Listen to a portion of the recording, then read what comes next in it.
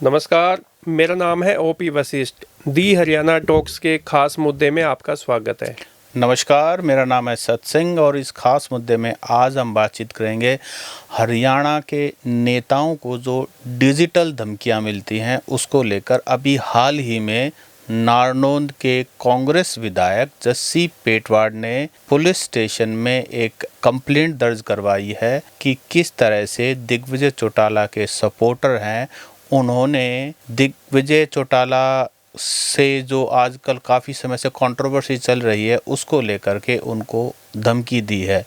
जस्सी पेटवाड नारनौंद से कांग्रेस के विधायक है। इससे पहले इनेलो में थे, फिर जजपा में रहे और बाद में कांग्रेस के टिकट पे चुनाव लड़ा और जीत गए। जस्सी पेटवाड की बात करें, जस्सी पेट हरियाणा के उन युवा नेताओं में से हैं जो काफ़ी सोशल मीडिया पर चर्चा का केंद्र बने रहते हैं, कंट्रोवर्शियल हैं।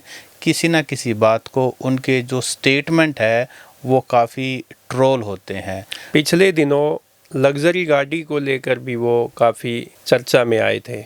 तो आज हम बातचीत करेंगे जस्सी पेटवाड वर्सेस जो दिग्विजय चौटाला है उस इशू को लेकर के, और कितने और हरियाणा के नेताओं को अब तक डिजिटल धमकी मिल चुकी है और इसको लेकर के क्या क्या बातें हैं वो सब हम करें। धमकी के मामले में तो हरियाणा के मुख्यमंत्री भी अछूते नहीं है। मुख्यमंत्री नायब सिंह सैनी को भी पिछले दिनों एक धमकी दी गई थी। तो अब ओपी जी बात ये है कि ये डिजिटल जो धमकी है ना, आजकल बिना सोशल मीडिया किसी का गुजारा नहीं है और हर कोई मोबाइल से ऑपरेट करता है। बिना मोबाइल तो और सब कुछ हमारा सोशल मीडिया इसी पे रहता है। फेसबुक हो गया, ट्विटर हो गया, इंस्टाग्राम हो गया, थ्रेड्स हो गए और पता नहीं कितने, यूट्यूब हो गया, कितनी सारी चीज़ें हो गई। और ये जो जस्सी पेटवाड को और दिग्विजय चौटाला काफ़ी लंबे समय से, और दोनों के दोनों गर्म दिमाग के और तेज़ तर्रार नेता कहलाते हैं अपनी पार्टियों के। अभी तक तो सत्सिंह जी इन दोनों के बीच में ना वाक युद्ध ही था, बयानबाजी थी, आरोप प्रत्यारोप थे। और दिग्विजय चौटाला के जो इनसो के भी प्रदेश अध्यक्ष यहाँ पॉडकास्ट पे आए थे, तो भी उन्होंने जस्सी पेटवाड के बारे में काफ़ी कुछ कहा था और ये भी कहा था कि वो जजपा में रहे और इससे पहले इनेलो में रहे। तो और जो जस्सी पेटवाड जो आज विधायक बने हैं, जो दिग्विजय चौटाला का जो और जस्सी पेटवाड का जो युद्ध शुरू हुआ, वाक युद्ध, वो इसी बात पे हुआ था कि जस्सी पेटवाड को उन्होंने कहा था कि जस्सी को जो नेता है वो हमने बनाया था। हाँ, इसको देखो, जस्सी पेटवाड ने तो 2019 में नारनौंद से चुनाव लड़ा था और करीब 4,500 के 3% वोट भी लिए थे INLD की टिकट इंडियन नेशनल लोकदल की टिकट पर, और उनके यूथ विंग के वो प्रधान भी रहे हैं जी। उसके बाद जजपा में भी रहे और फिर हुड्डा परिवार को यानी कि कांग्रेस पार्टी में वो दीपेंद्र सिंह हुड्डा के हनुमान बन गए। वैसे देखने में आए तो ये सत्सिंह जो किसान आंदोलन है ना, उसमें जस्सी पेटवाड जो एक फेस है वो बन के निकले थे और काफ़ी अग्रेसिव और किसानों के साथ मिलकर उन्होंने आंदोलन में काफ़ी बड़ी भूमिका भी निभाई। तो उस चीज़ का वो जो पहचान उन्होंने बनाई उसका उनको फ़ायदा भी मिला। जब वो दीपेंद्र सिंह हुड्डा के हनुमान बन गए, कांग्रेस पार्टी ज्वाइन कर ली, तो ये देखिए नारनौंद की टिकट ही एक ऐसा असेंबली सेगमेंट था जिस पर कुमारी शैलजा डॉक्टर अजय को टिकट दिलवाना चाह रही थी। ये मानिए अगर कुमारी शैलजा के हाथ में होता कि वो एक टिकट अगर असेंबली की किसी को दिलवाना चाहती विधानसभा की, तो उनकी पहली प्रायोरिटी नारनौंद की डॉक्टर अजय को होती। लेकिन वही टिकट हुड्डा ने अपने पॉलिटिकल वेट से जस्सी पेटवाड को दिलवा दी और सारा का सारा जो गेम है शायद यहीं से घुमा है। 2024 का जो चुनाव है, ये जो ना टर्निंग पॉइंट भी था कि ये पहले सब जगह जैसे काम धारणा थी कि भाई कांग्रेस की सरकार बनने जा रही है, और जो भाजपा की तीसरी बार सरकार बनी उसमें कहीं ना कहीं नारनौंद की टिकट का जो कांग्रेस ने जो बंटवारा किया और जो डॉक्टर अजय कुमार को नहीं मिली, जो कुमारी शैलजा के खासम खास कहे जाते हैं, वहीं से इन दोनों के बीच में मनमुटाव होता है। और जब कुमारी शैलजा कई दिन तक चुनाव प्रचार से दूरी भी उन्होंने बनाए रखी और उनके जो एक दो इंटरव्यू भी आए, स्टेटमेंट भी आई, वो भी कुछ सही नहीं थी। 2 टिकटें सर, एक तो जुलाना की विनेश फोगाट को, और दूसरी टिकट जो है नारनौंद की। नारनौंद की टिकट जब अनाउंस होगी जस्सी पेटवाड़ को, और बहुत लंबे, बहुत बिल्कुल आखिरी समय पर हुआ था, अगर आपको याद हो, बिल्कुल आखिरी समय पर फाइनली नारनौंद की टिकट अनाउंस हुई। और उस टिकट को अनाउंस होने के बाद ये मानिए कि एक तरह से ना, कुमारी शैलजा इतनी सीनियर पॉलिटिशियन हैं, और वो जिसके लिए टिकट मांगते, डॉक्टर अजय बहुत पुराने, मैं ये मानूँ कांग्रेस के साथ जुड़े हुए हैं, और बहुत ही शरीफ और बहुत ही नामचीन डॉक्टर वहाँ के हैं, बहुत ही शांत स्वभाव के हैं, और वैसे साधन संपन्न है, सारी चीज़ें हैं। लेकिन जब उनको टिकट नहीं मिले ना, तो कुमारी शैलजा को मुझे लगता है कि उससे बड़ा झटका नहीं था। उसके बाद फिर सारी चीज़ें फॉलो होती गई, उन्होंने चुनाव से दूरी बना ली। और जस्सी पेटवाड़ भी जिस तरह का उनका, क्योंकि आए तो इंडियन नेशनल लोकदल से है, तो उनका जो कैरेक्टर है वो ज़्यादा बजने वाला है, बजते बहुत ज़्यादा हैं, गरम दल के नेता हैं। हाँ, गरम दल के नेता हैं, बजते बहुत ज़्यादा हैं, और यूथ विंग के उनके प्रधान रहे हैं। और मुझे लगता है ये जो इनकी हाई एनर्जी है, ये चुनाव में देखने को मिली।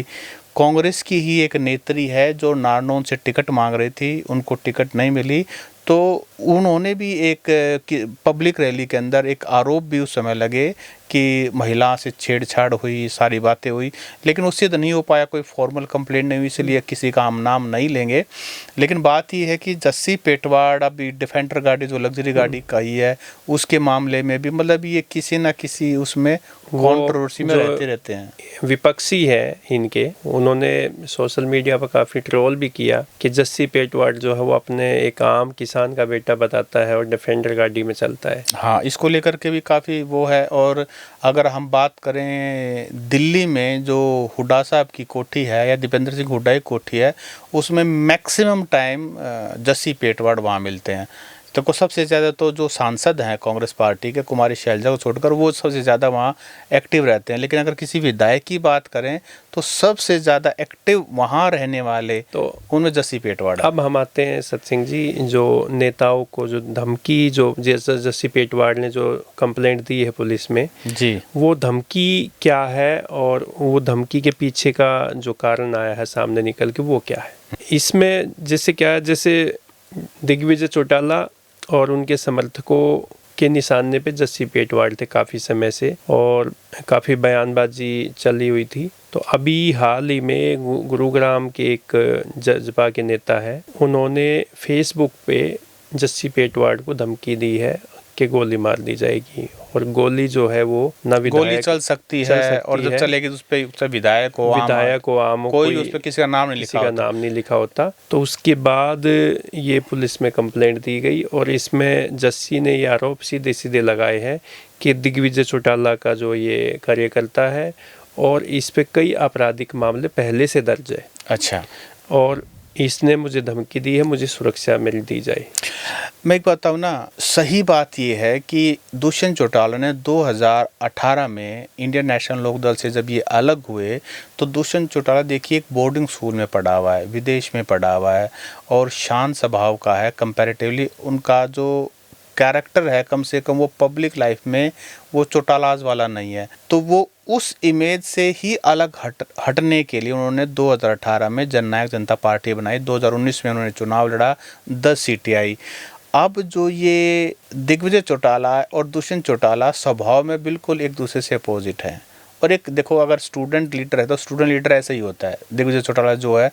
और पिछले दिनों, लेकिन वो ये भी तो कहते हैं ना, स्टूडेंट लीडर तो ये होता है जब स्कूल कॉलेज में गए हो, कॉलेज लीडर नहीं। अब तो कह रहे हैं कि उन्होंने वकालत की डिग्री कर ली है और वकील हो गए हैं। देखिए वो पर्सनल मैटर है कितना क्या, क्योंकि हमारे पास फैक्ट तो है नहीं। हम अपनी बात नहीं कर रहे, हम सोशल मीडिया पर जो बातें चलती है, तो भरा पड़ा है, हम उसमें कहते हैं अलग अलग नाम, वकील साहब कह देते हैं उनको, कोई अलग अलग उपनाम दिए जाते हैं। दिग्विजय चौटाला इनसो के राष्ट्रीय अध्यक्ष है, जबकि वो कभी कॉलेज यूनिवर्सिटी में गए ही नहीं। ऐसा सोशल मीडिया पे ट्रोल करके कहा जाता है। लेकिन कई बार ना हम पत्रकार, हमें फैक्चुअल जो है ना, फैक्चुअल तो क्या, हमारे पास इनसो के प्रदेश अध्यक्ष से बात हुई थी, उनका पॉडकास्ट भी हुआ था, तो उन्होंने कहा कि भाई दिग्विजय चौटाला जो है LLB की डिग्री ले चुके हैं और इतने पढ़े हैं वो। जी। बाकी नेताओं की तो डिग्री विग्री के मामले में आपको पता ही है, आरोप प्रधानमंत्री पे भी लगे हैं, आरोप प्रत्यारोप तो ऐसे ही चलते रहते हैं। मैं ये कह रहा हूँ कि 2018 में दुष्यंत चौटाला ने ये जो चरमपंथी इंडियन नेशनल लोकदल का जो वो कैरेक्टर है जिस पर लगाते हैं कि भाई ये उससे बाहर निकलने धमकाते के लिए हैं। दुष्यंत ने पार्टी अब देखो बनाई। ना कितनी सारी कहानियां हैं कि सिरसा के अंदर जो तेजाखेड़ा फार्म है वहाँ पर विधायकों की कुटाई होती थी, और पिछले दिनों यही सवाल किसी पत्रकार साथी ने अभय सिंह चौटाला से पूछे भी थे कि क्या कभी विधायकों की पिटाई होती थी तेजाखेड़ा फार्म पर, ऐसे आरोप, तो उन्होंने बड़े संजीदा तरीके से जवाब भी दिया है। तो मैं कहता हूँ चौटालाज के नाम पे एक वो छवि जो है ना वो ऐसी बनी हुई तो थी है। कि भाई वो अब ऐसा। ये जो आरोप लगा ना जे की पर, ये बड़ा, क्योंकि देखो पार्टी कोई भी सरकार बनाए लेकिन गुंडागर्दी कोई नहीं चाहता, पब्लिक कम से कम उस चीज़ से पीछा छुड़ाना चाहती है। और मुझे लगता है कि 1999 से लेकर 2003-04 तक जब तक सरकार थी ओम प्रकाश चौटाला की, तो शायद इंडियन नेशनल लोकदल हारने का एक मेन कारण लोगों का उस समय आरोप था, उनका रोष था कि मतलब थोड़ा सा ना उसमें यही था कि दबंगई है वो दबंगई करते हैं, और चौटाला जो हाउस में किसी भी मंत्री एमएलए नेता की सुनते नहीं है, हिम्मत नहीं है बोलने की, आवाज नहीं रख सकते अपनी पार्टी, डिक्टेटर टाइप में वो थी ना वो चौटालाज के बारे में। और सबसे बड़ी बात है कि वो क्रिमिनल्स को भी ऐसा कहते थे कि वो बढ़ावा देते थे, ऐसा कुछ उनके नाम पार्टी का नाम लेके कुछ क्रिमिनल जो है वो फिरौतियां भी मांगना शुरू करती थी। हाँ, इस तरह के आरोप लगे थे। अब वही बात है कभी, क्योंकि जब जांच किसी चीज़ की होगी, तथ्य आएंगे तो हम आगे बता पाएंगे। तो मैं ये कह रहा हूँ कि इस तरह का जो आरोप है कि किसी विधायक को, सिटिंग विधायक को मारने का आरोप या बहुत ही संगीन है, और जेजेपी के लिए ये जो इमेज उन्होंने बनाई है पिछले काफ़ी समय से कि भाई वो इंडियन नेशनल लोकदल से अलग है, तो मुझे लगता है कि ये बड़ा खतरनाक है। और सिर्फ दिग्विजय चौटाला को खुद भी धमकी मिल चुकी है, इसके अलावा ना 12 ऐसे पिछले 5 साल में 12 ऐसे मामले आए हैं जो पॉलिटिशियंस के साथ हुए हैं। अगर मैं अपने ऑडियंस के लिए बताऊं तो बिशन लाल सैनी एमएलए रादौर को फ़ोन पर जान से मारने की धमकी मिली थी, जो पहले रहे हैं, 2020 में मिली थी इनको। सुरेंद्र पवार एमएलए सोनीपत को भी मिली है 2022 में, विदेशी नंबर से फ़ोन कॉल। जी। रेणु बाला एमएलए सदोरा, उनको भी धमकी मिली है। सुभाष गांगुली एमएलए सफीदो को भी उस तरह से रैंसम की धमकी मिली है। संजय सिंह एमएलए सोहना, उनको भी धमकी मिली है। कुलदीप बिश्नोई को भी तो अभी भी धमकी दी हुई मोबाइल पर। हाँ, उन्होंने कई मामले चल रहे हैं बेसिकली। अभय सिंह चौटाला को इंटरनेशनल नंबर से व्हाट्सएप कॉल आई थी, 2 बार उनको भी धमकी दी जा चुकी है। नीरज शर्मा एमएलए फरीदाबाद एनआईटी से, इनको भी धमकी मिल चुकी है, फ़ोन पर धमकी मिली है। मुख्यमंत्री नायब सैनी को भी व्हाट्सएप ग्रुप पे मौत की धमकी मिली है। आरोपी गिरफ्तार भी हो चुका है इस एक मामले में, अक्टूबर 2024 का मामला है। विक्रम सिंह शिवसेना हरियाणा इंचार्ज है, विदेशी नंबर से इनको भी फ़ोन आया था। इनको भी अभय सिंह चौटाला को यूके नंबर से वॉइस मैसेज आया था, धमकी आई थी। जुलाई 16-17 2025 को दिग्विजय चौटाला को विदेशी नंबर से वीडियो और टेक्स्ट वगैरह आया था 1 या 2 अगस्त 2025 को, यानी कि आज से आप 15 अगस्त है आज, तो आज से 13-14 दिन पहले खुद दिग्विजय चौटाला को धमकी आ चुकी है। अब जस्सी पेटवाड़ ने 15 अगस्त को ये मामला ही दर्ज करवा दिया कि इनको किस तरह से इससे पहले जो बादली से विधायक है कुलदीप वत्स से, इन्होंने भी एक बार नशे के खिलाफ विधानसभा में आवाज़ उठाई थी और एक कैंपेन भी चलाया था। तो कुलदीप वत्स को भी विदेशी किसी गैंगस्टर ने धमकी दी थी, उनको भी। मतलब मैं तो ये कह रहा हूँ कि ये तो वो हैं जो रिकॉर्डेड हैं, ऐसे बहुत सारे होंगे जो इन मामलों को अपने लेवल पे सुलटाने की कोशिश करते होंगे, अपने या इग्नोर करते होंगे, या हो सकता है कि वो सीधा डायरेक्ट डीजीपी को लेटर लिख देते हो, ऐसे बहुत सारे हो सकते हैं। लेकिन आजकल ये बहुत कॉमन हो गया, लेकिन बहुत सीरियस है। देखो आज तक तो डॉक्टर्स को हम सुनते थे, बिजनेसमैन को सुनते थे, लेकिन अब विधायकों को और सांसदों को और इस तरह से बड़े। देखो हम तो सत्सिंह जी पहले देखते थे, जब भी किसी आदमी को किसी की धमकी मिलती थी, कोई झगड़ा होता था, कोई भी संकट आता था, तो वो अपने आसपास के नेता के पास जाता था, एमएलए एमपी के पास जाता था कि वहाँ पे जाने के बाद उसकी समस्या का समाधान हो जाएगा। अगर कोई धमकी मिली है तो पुलिस उस पर कार्रवाई करेगी, और मतलब वहाँ पे अपने आप को ना सेफ समझता था। लेकिन अब जो जनप्रतिनिधि है, जो विधायक है, सांसद है, उनको ही धमकी देने लग गए, अब उनको ही धमकियां मिलने लगी। तो अब ये बताइए ना, कानून व्यवस्था में अब ऐसे लोगों को, जो जनप्रतिनिधि है, जो हमारे प्रतिनिधित्व करते हैं विधानसभा का, लोकसभा का, और जो जनता जिनसे उम्मीदें रखती है कि यहाँ पे आके हम सेफ है, हमारी सुनवाई हो जाएगी, हम यहाँ पे सुरक्षित हैं, अब जब उनको ही धमकी मिलने लगी तो आम पब्लिक का तो क्या होने वाला है वो आप ही समझते होंगे। लेकिन ये देखिए दिग्विजय चौटाला का ना, उन्होंने जैसे पेटवाड़ के काफ़ी सारा जब ये एक्सचेंज हो रहा था वाकई, तो उन्होंने भी जवाब दिया था, लेकिन वो एक राजनीतिक जवाब था। राजनीतिक, क्योंकि ये राजनीति में चलता रहता है, कोई किसी के खिलाफ क्या स्टेटमेंट देता है, फिर कोई उसका जवाब देता है। तो दिग्विजय चौटाला ने भी इस बारे में जो है ना एक कहा था कि भाई हमारे तो अपनी पार्टी है, और जसी पेटवाड़ का हकीकत सभी को पता है कि वो पहले कहाँ से निकल के गया है, आज बेशक वो विधायक है, लेकिन राजनीतिक जवाब एक्सचेंज करना वो एक बात है, लेकिन जो सपोर्टर्स हैं और वो किस तरह, मतलब एक सिटिंग विधायक को किसी को भी जान से मारने की धमकी देना बहुत सीरियस ऑफेंस है, and I think law enforcing agencies अपना काम करेंगे। सत सिंह जी, हम तो ऑडियंस से भी ये बात करना चाहेंगे कि जो भी समर्थक है, चाहे वो दिग्विजय चौटाला के हैं, चाहे वो जस्सी पेटवाड़ के हैं, या किसी भी पार्टी विशेष के हैं, किसी नेता विशेष के समर्थक हैं, वो अपने आप को थोड़ा सा समझदारी दिखाएं। वो नेताओं की बयानबाजी वो पॉलिटिकल भी हो सकती है, नेता साथ में बैठ के डिनर एक साथ भी करते हैं, एक साथ दुख सुख में शामिल भी होते हैं, शादी ब्याह भी होते हैं उनके आपस में, रोटी बेटी का नाता भी होता है। तो ये जो समर्थक है, ये उनके लिए सबसे बड़ी सीख है कि वो नेताओं की बातों में आके कोई ऐसा कदम ना उठाए कि जो उनके जो जीवन को बर्बाद कर दे, उनके करियर को बर्बाद कर दे। और लोगों से भी अपील है कि देखिए, कोई भी राजनेता है, कोई भी पॉलिटिकल पार्टी है, जन सेवा की बात करते हैं तो जन सेवा का माध्यम इनका होना चाहिए। इस तरह की कोई भी गुंडागर्दी, इस तरह की कोई भी धमकी देने वाले, कोई भी सपोर्ट अगर करता है, तो जब समय आने पर जनता को भी सही पाठ पढ़ाना चाहिए कि इस तरह की चीज़ें नहीं चलेंगी। तो आज का हमारा विषय आपको कैसा लगा, आप हमें कमेंट करके ज़रूर बताएं, और अपनी राय भी दें कि हम अगला जो विषय क्या लेकर आपके बीच में आ सकते हैं। नमस्कार। नमस्कार।